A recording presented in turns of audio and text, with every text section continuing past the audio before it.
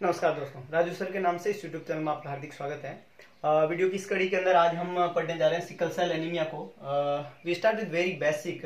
4 anaemia हम पहले पढ़ चुके हैं और अगला नंबर है सिकल सेल एनीमिया का। ना सिकल सेल एनीमिया जो है बहुत ही बेसिक से हम बात करें कि क्या होता है, तो यहाँ पे एक वर्ड लिखा हुआ है हीमोग्लोबिनोपैथीज, है ना। यहाँ पे एक वर्ड लिखा हुआ है हीमोग्लोबिनोपैथीज। हीमोग्लोबिन जो है, हीम और ग्लोबिन दो प्रोटीन से मिलकर बना होता है हीमोग्लोबिन। और आरबीसी के अंदर सबसे इंपॉर्टेंट चीज जो होती है आरबीसी के पास में, वो हीमोग्लोबिन होती है। ये हम लास्ट लेक्चर में पढ़ चुके हैं। हीमोग्लोबिन जो है उसका सिंथेसिस कैसे होता है, उसमें किस तरीके से आयरन भरता है और कैसे हीमोग्लोबिन बॉडी में यूज आता है, ये भी हमने पढ़ा था ना। यहाँ पे जो हीमोग्लोबिन है उसमें पैथी हो गई है। तो बेसिकली ये जो प्रॉब्लम है सिकल सेल एनीमिया, इसमें हीमोग्लोबिनोपैथीज देखने को मिलती है। दो तरीके के एनीमिया है जो हीमोग्लोबिनोपैथी से संबंधित है। One is sickle cell anaemia और वन इज थैलेसीमिया, जिसमें हीमोग्लोबिन की स्ट्रक्चर के अंदर डिफॉल्ट होता है। हीमोग्लोबिनोपैथीज का मतलब होता है हीमोग्लोबिन की स्ट्रक्चर में डिफॉल्ट होना। ना हीमोग्लोबिन की स्ट्रक्चर दो चीजों से मिलकर बनी हुई है, one is haem and second one is globin. और हिम जो होती है उसमें पायरोल रिंग होती है और सेंटर के अंदर आयरन होता है। तो अगर आयरन की डेफिशिएंसी थी तब तो आयरन डेफिशिएंसी एनीमिया बन जाता। तो हीमोग्लोबिन में अगर वो हाइपोक्रोमिक टाइप का एनीमिया है, माइक्रोसिटिक एनीमिया हो रहा है, तब तो आयरन डेफिशिएंसी एनीमिया है। लेकिन हीमोग्लोबिन में हिम और ग्लोबिन जो दो पार्ट है, उसमें यहाँ पे जो प्रॉब्लम देखने को मिलती है वो ग्लोबिन चेन में देखने को मिलती है। ग्लोबिन चेन जो होता है वो प्रोटीन की बनी होती है, अमीनो एसिड की बनी होती है। और ग्लोबिन चेन के सिंथेसिस में डिफॉल्ट होना हीमोग्लोबिनोपैथीज कहलाता है बेसिकली। और ग्लोबिन की चेन के अंदर सिंथेसिस के अंदर डिफॉल्ट जो होता है वो बेसिकली इनहेरिटेज होता है, जेनेटिक होता है। तो सिकल सेल एनीमिया जो होता है वो हीमोग्लोबिनोपैथीज है। इसका मतलब है इनहेरिटेजली बाय बर्थ, जन्म से जेनेटिकली जो है ग्लोबिन चेन जो होता है उसके सिंथेसिस के अंदर क्या देखने को मिलता है, डिफॉल्ट देखने को मिलता है। तो अगर आपको कोई पूछे व्हाट इज हीमोग्लोबिनोपैथीज, तो it is the problem with globin chain genetically और इनहेरिटेड, और due to this there is abnormality in the formation of haemoglobin और abnormality in the haemoglobin structures, है ना। तो क्या हीमोग्लोबिन की स्ट्रक्चर में अबनॉर्मलिटी है? तो अगर हम सिकल सेल एनीमिया की डेफिनेशन की बात करें तो it is a inheritage of a gene for a structurally abnormal portion of haemoglobin chain. Inheritage है, इनहेरिटेज वर्ड का मतलब होता है बाय बर्थ है। तो ये जो एनीमिया है, सिकल सेल एनीमिया या सिकल सेल डिजीज भी कहते हैं इसको, ये जन्म से होती है, जन्म के बाद में डेवलप नहीं होती है, बाय बर्थ होती है। किसी कमी की वजह से नहीं होती है, जीन के अंदर अबनॉर्मलिटी की वजह से होती है, जेनेटिक डिफॉल्ट है। तो ये एक इनहेरिटेज जीन है जो कि स्ट्रक्चरली उसका अबनॉर्मलिटी देखने को मिलता है। और किसमें अबनॉर्मलिटी देखने को मिलता है? Portion of haemoglobin chain, haemoglobin chain के पोर्शन में अबनॉर्मलिटी देखने को मिलता है। ना हीमोग्लोबिन की चेन के पोर्शन में कहां पे अबनॉर्मलिटी देखने को मिलती है? तो नॉर्मली जो एडल्ट हीमोग्लोबिन है, जिसको हीमोग्लोबिन ए कहते हैं अपन, हीमोग्लोबिन ए जो होता है वो पार्शियली या कंप्लीटली रिप्लेस कर दिया जाता है हीमोग्लोबिन एस के द्वारा, है ना। हीमोग्लोबिन ए जो होता है वो पार्शियली या कंप्लीटली, पार्शियली मतलब कुछ हीमोग्लोबिन है और कंप्लीटली मतलब सारे हीमोग्लोबिन है, रिप्लेस कर दिया जाता है किसके द्वारा? हीमोग्लोबिन एस के द्वारा। देखिएगा यहां हमने बोला हीमोग्लोबिन की चेन, दो तरह की चेन होती है हीमोग्लोबिन में, अल्फा और बीटा चेन। तो यहाँ पे जो बीटा चेन है, कौन सी चेन? Beta chain. उस बीटा चेन में क्रोमोसोम नंबर 6, बीटा चेन के अंदर जेनेटिक प्रॉब्लम है और जीन जो होता है वो उसमें क्रोमोसोम्स पाए जाते हैं। तो जो क्रोमोसोम नंबर 6 है उसको ग्लूटामेट कहते हैं। वो ग्लूटामेट अबनॉर्मल होके किसमें कन्वर्ट रहता है? वेलिन के अंदर, है ना। यहाँ पे बीटा चेन के अंदर बेसिकली जो ग्लूटामेट है, कौन है? अबनॉर्मल जीन है, उसको हम बोलते हैं ग्लूटामेट। ग्लूटामेट जो होता है वो किसमें चेंज हो जाता है? वेलिन के अंदर। किसमें? वेलिन के अंदर। ये अबनॉर्मलिटी देखने को मिलती है, ग्लूटामेट। ये देखने को मिलता है क्रोमोसोम नंबर 6, जेनेटिक मटेरियल में क्रोमोसोम नंबर 6, जिसमें ग्लूटामेट किसमें कन्वर्ट हो जाता है? वेलिन के अंदर। और एडल्ट हीमोग्लोबिन पार्शियली या कंप्लीटली रिप्लेस कर दिया जाता है किसके द्वारा? हीमोग्लोबिन एस के द्वारा। अगर आपको कोई पूछे what is sickle cell disease, तो sickle cell disease is a inherited of gene.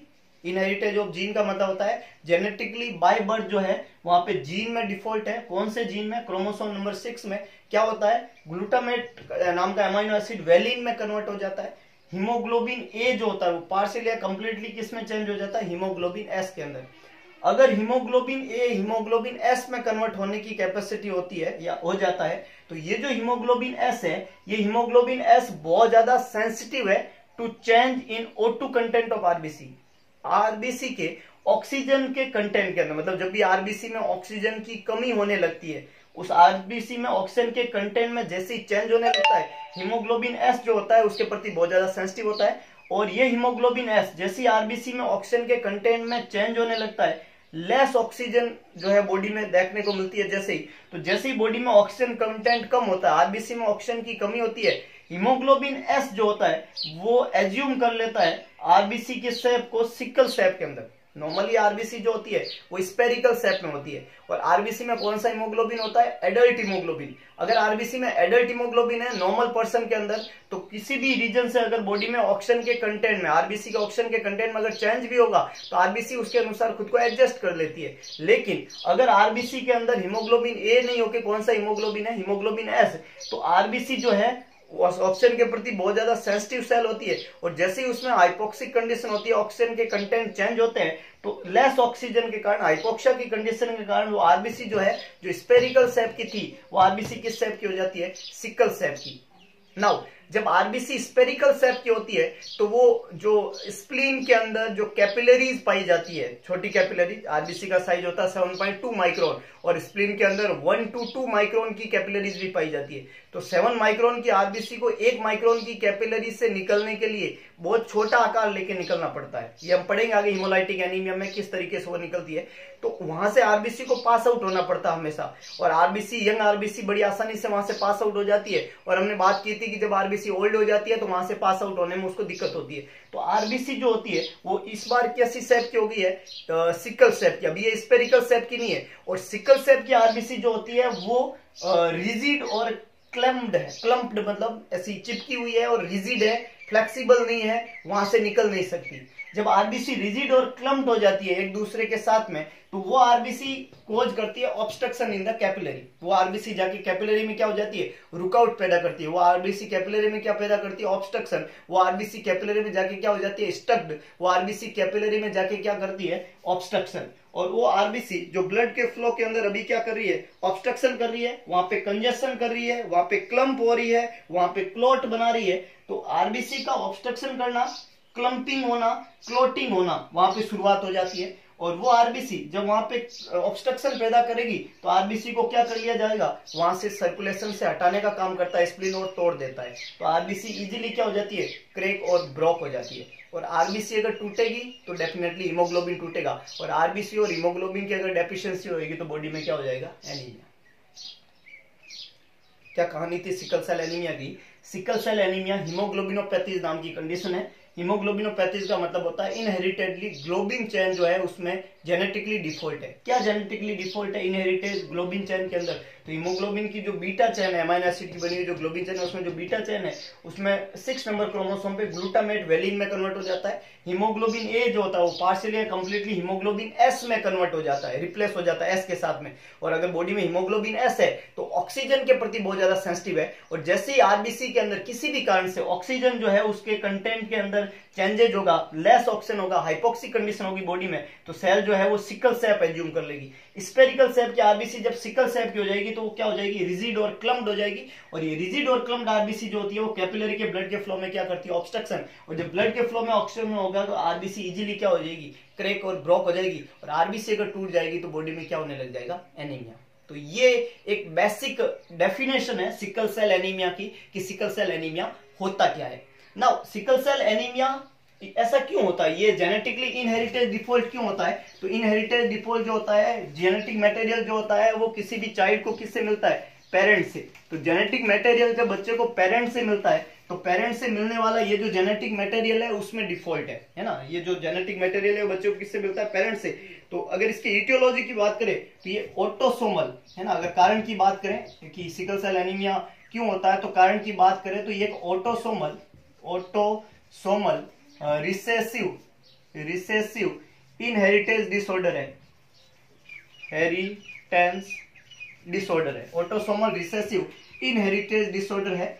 अगर दोनों पेरेंट्स अफेक्ट होते हैं है ना, बोथ पेरेंट्स अगर दोनों पेरेंट्स जो है वहां पे कैरियर है, both parents are affected, both parents are affected, दोनों पेरेंट्स वहां पे अगर अफेक्ट होता है, then child have disorder, both parents are affected, child have diseased, diseased, बच्चा जो है उसको डिजीज रहेगा। और सिंगल पेरेंट्स अगर अफेक्ट है, सिंगल पेरेंट्स, तो चाइल्ड क्या रहेगा, कैरियर, सिकल सेल ट्रेट देखने को मिलती है, इसको हम बोलते हैं कैरियर, तो कैरियर देखने को मिलेगा। अगर दोनों पेरेंट्स वहां पे अफेक्ट है तो बच्चे को क्या होगा, डिजीज होगा, और एक सिंगल पेरेंट्स अफेक्ट है तो क्या होगा, सिकल सेल ट्रेट देखने को मिलेगा। तो वैसे एक्सटर्नल कोई कॉज नहीं है, इनहेरिटेड डिसऑर्डर और ग्लोबिन चैन के अंदर प्रॉब्लम है, तो अगर ऑटोसोमल रिसेसिव इनहेरिटेंस की बात करें और बहुत पेरेंट्स अगर अफेक्ट है तो बच्चे जो है वो डिजीज का रहेगा, और सिंगल पेरेंट्स के अफेक्ट होने पे बच्चे में क्या देखने को मिलेगा, sickle cell trait. Now disease जो है वो बाय बर्थ है, लेकिन सिम्टोमेटिक कब होगा, चाइल्ड जो है उसमें सिम्टम्स कब आते हैं डिजीज के, क्लिनिकल साइंस कब आएंगे, तो इसके कुछ प्रिसिपिटेटिंग फैक्टर है जो इसके क्लिनिकल साइन को लाने के अंदर अपना रोल प्ले करते हैं। अगला इंपॉर्टेंट जो अपना टॉपिक है कि प्रिसिपिटेटिंग फैक्टर्स कौन से हैं। प्रिसिपिटेटिंग वो फैक्टर होते हैं, ट्रिगर्स कहते हैं अपन इसको, और ट्रिगर्स वो होते हैं जो स्टिमुलेट करते हैं सिम्टम्स को। तो प्रिसिपिटेटिंग फैक्टर कौन से हैं, वो सारे फैक्टर जो बॉडी में ऑक्सीजन की डिमांड को बढ़ाते हैं उनको हम प्रिसिपिटेटिंग फैक्टर कहते हैं।